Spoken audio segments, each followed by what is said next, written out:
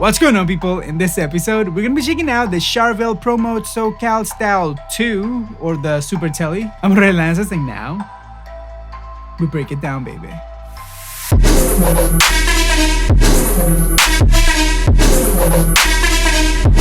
Alright, thank you so much for being here once again, and as usual, remember, like, subscribe, and do all those cool little things that we like to do on YouTube so you and I can stay in touch with each other.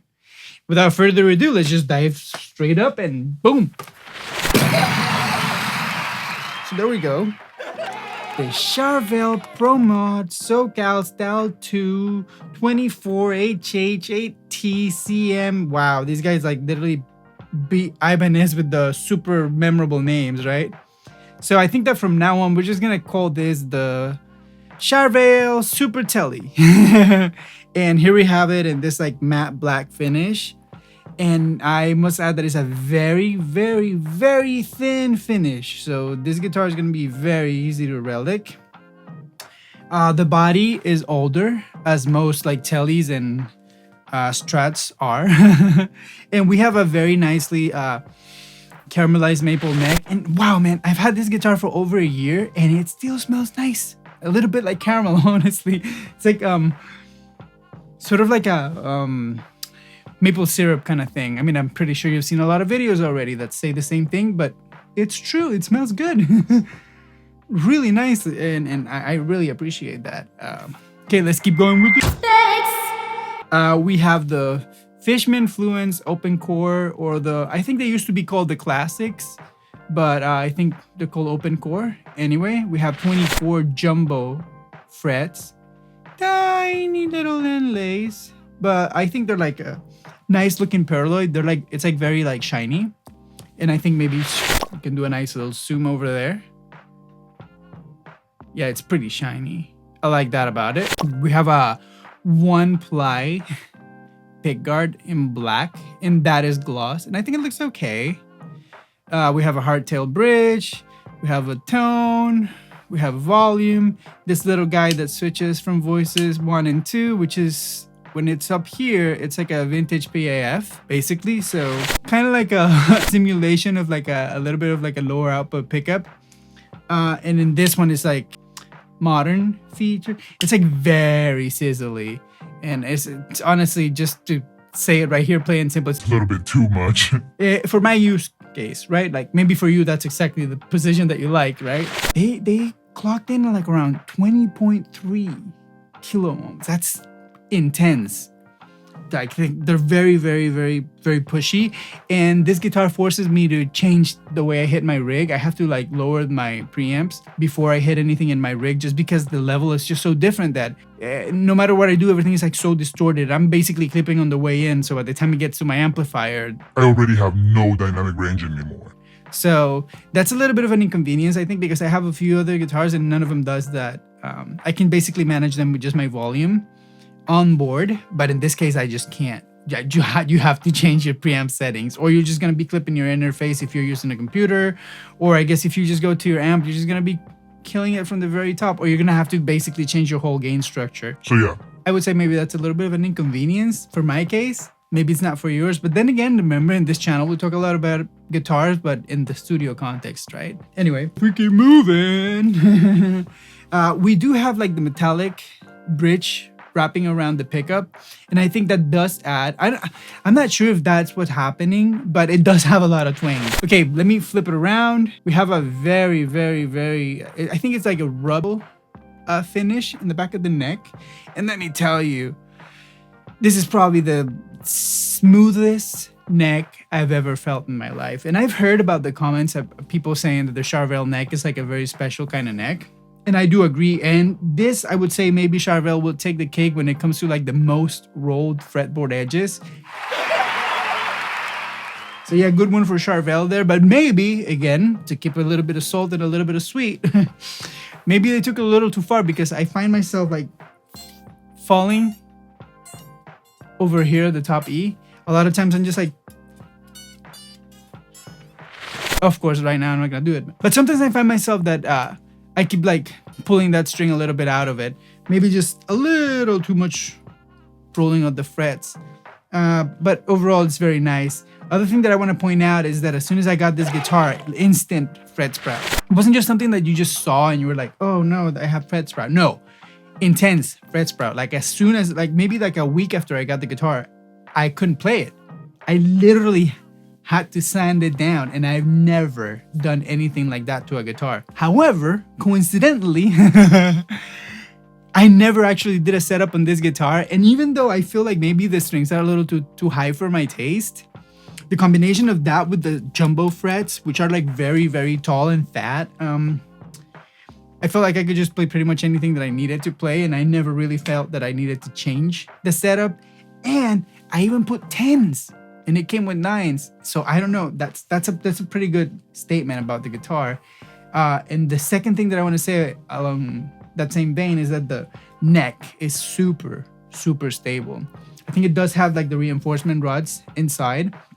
And you can definitely tell because it's gone through like summer and like rainy season. Like it never rains in LA, but it's been raining lately.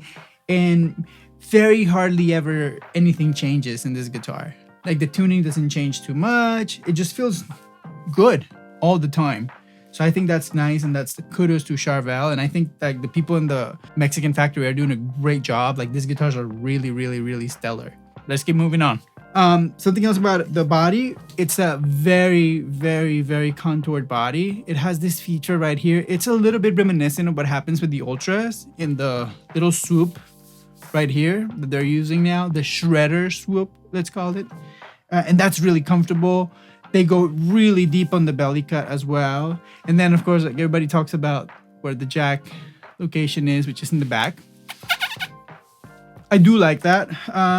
In the studio, it's not really like a big feature, I don't think.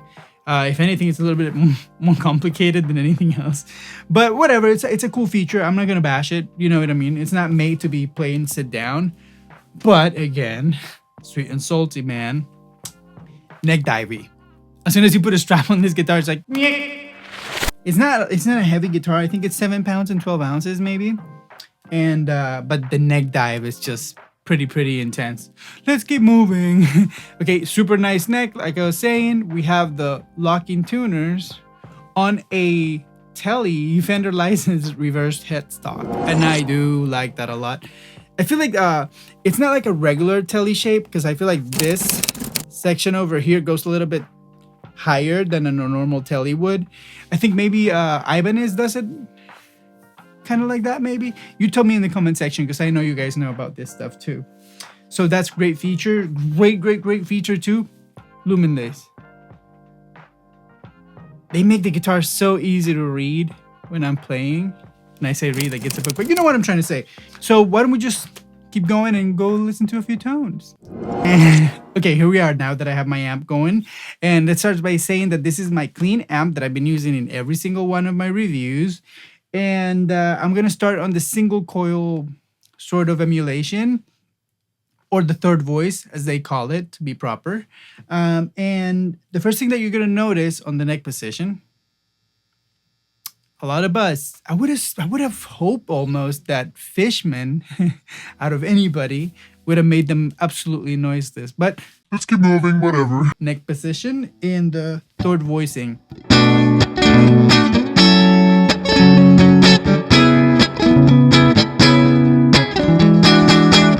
Very, very glassy, right? Let's go to the middle position.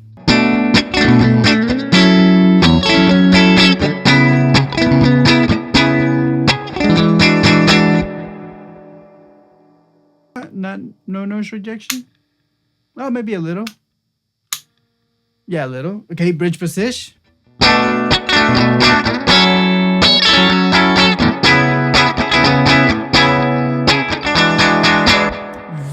Okay, now let's switch from voice 3 to voice 1, which is like a vintage PAF humbucker sound.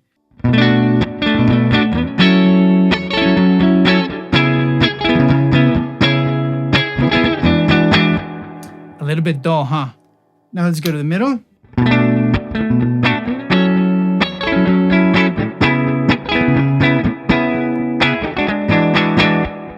Now let's go to the bridge.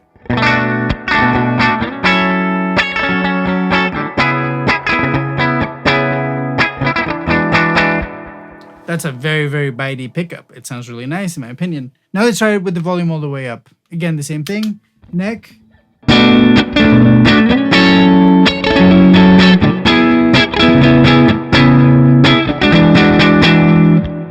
Now let's go to the middle.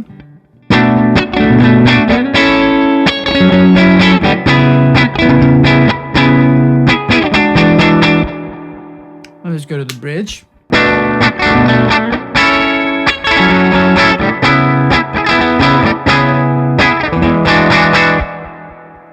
And now let's switch to that modern voicing, or the voicing number 2. Again, start with the neck pickup.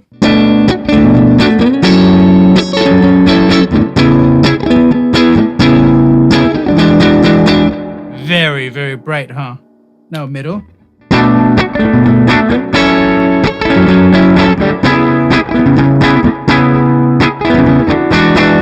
Well, there's a lot of difference in those two tones, right? Like the neck.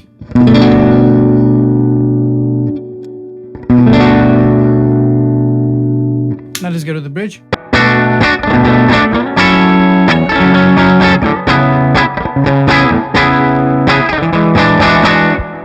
Yeah, it really punishes the amp. So take that for what it's worth. Again, let's move now to the more saucy tones.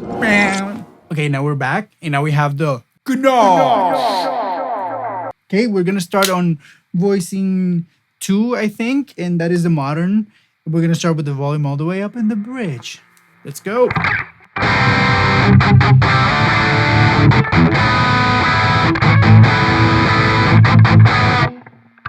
Middle position.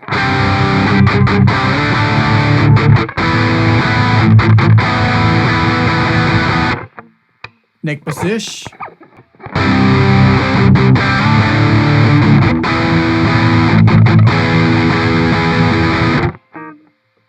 Now let's switch to the PAF tone.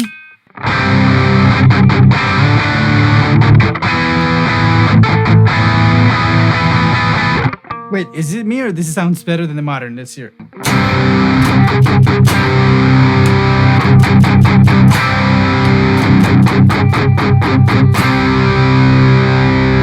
Let me know in the comment section down below which one you prefer.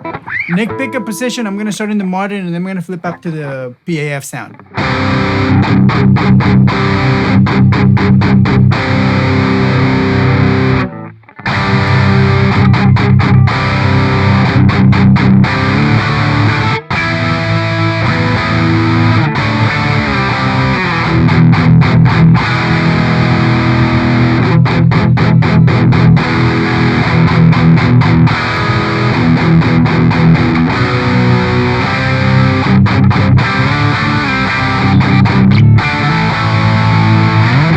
Okay, let's keep going.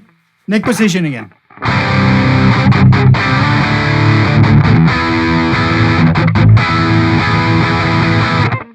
Now the middle position.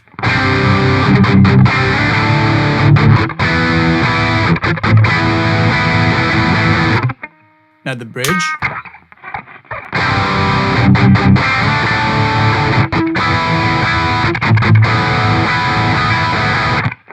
Okay, now let's try to go to the split position or the voicing number 3.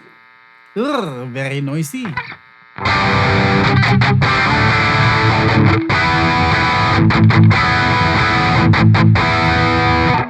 Now the middle.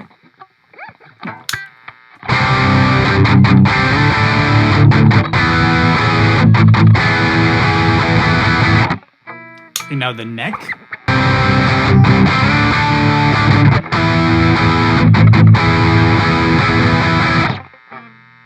Alright, so let's just go back to the other guy for a few conclusions. Okay, so there you have it. The Charvel Super Tele. I think it's a pretty great guitar. And honestly, probably out of every guitar that I've tried, this is the one that I was pretty excited about, and I didn't get the reward that I was expecting. I thought I was just expecting a little bit more from the Fishman pickups maybe. But there's I don't know what the combination of factors is, but there's something that correlates in the way the guitar feels with the way the guitar sounds. And let me know in the comment section down below if you agree that even though I know my amps really well and I know those tones, because what you hear is pretty much what I use every day. for recording, just like playing around and doing exercises or whatever it is. Those are the tones that I'm used to. And it doesn't matter if I put a Strat or a Tele or a PRS or a Gibson or anything, it always feels good to me. And for some reason, when I play this guitar, It just doesn't. I don't know if it's because I have to change the whole gain structure. I don't know if it's like something maybe in the particular guitar that I have that it's not just great, but there's like when you play it, when you feel it in your hands, I don't know if it's the weight of it all or the density of the woods. It feels a little bit cardboardy maybe. I don't know. It has like these it feels almost like it's a little bit porous. You know what I'm trying to say? Almost like a sponge, but of course on like a molecular level or something. But it feels a little bit porous. Like as soon as I grab let's say I grab this, instantly the neck just feels solid. Like the wood is really, really solid. And in the Charvel, it doesn't feel that way, which is a little bit odd for me, but it still doesn't feel bad. It's just like, I don't know, it feels like a different material almost. I don't know, like if you tell me like it's like a composite material, I would almost like believe you. But taking that out of the way, it sounds killer. I mean, like maybe if you do certain kinds of rock and if you have maybe a tone that is like already like along that vibe, maybe that's gonna work for you. But in my case, it doesn't really work. And this is probably the only guitar so far that I'm gonna Say that I didn't really like. let me know in the comment section down below if you like it. But taking that out of the way, it is a great guitar. It feels really good. Honestly, the Charvel neck, it does have something special because every time I play with it, I am a tiny little bit faster than I usually am, which is sort of a lot to say because I'm really slow. But it does give me the ability to do a few shreddy things that I normally wouldn't do in my other guitars. So I think there's something to be said about that. And it does have so many different tones, and they are very different. Even like, I don't know if I would call that unbalanced, because what may seem unbalanced might be just simply a versatility. So don't take my word for it, but I feel like it's a little bit like the sounds are a little bit too different. Even like when you go from, for example, from the neck to the bridge into the middle, it's like almost like different guitars. And that may be a good thing or that might be a bad thing. But in my case, there's something for some reason that just doesn't work in my head. I don't understand why. But let me know in the comment section down below if you experience something similar when you play like Fishmans and stuff like that after you come from like Gibsons and Fenders and that kind of pickups and Seymour Duncans and stuff like that. So I'm just maybe not used to it. My rig is not used to it. I have to make too many changes. I just maybe I'm just psychologically insecure every time I do it. So for all those reasons, I have to say that I did love this guitar. I would recommend you to buy it if maybe you are like a shredder, because I know that for calisthenics and stuff like that, it is sick. Like every time I play it on plug, it's almost my favorite guitar.